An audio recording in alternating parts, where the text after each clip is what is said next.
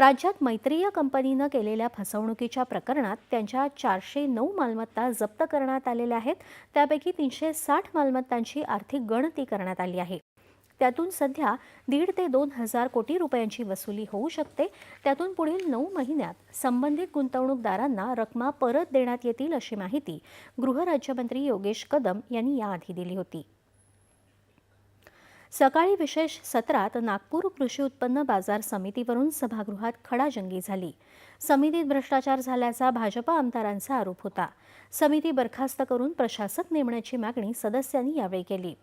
पणन मंत्री जयकुमार रावल यांनी कारवाई करण्याचं आश्वासन दिलं आणि राष्ट्रीय बाजार धोरण आणलं जाईल, अशी माहिती देखील त्यांनी यावेळी दिली.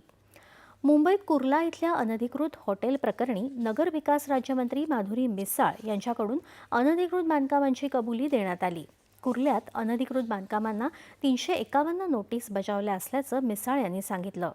अनधिकृत बांधकामांवर होणाऱ्या कारवाई प्रक्रियेत बदल करण्याची गरज असल्याची माहिती मिसाळ यांनी यावेळी दिली.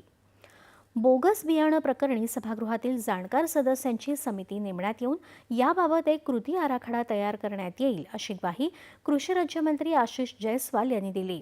दोषी अधिकाऱ्यांवर जबाबदारी निश्चित करण्यात येईल, असं आश्वासन त्यांनी यावेळी दिलं.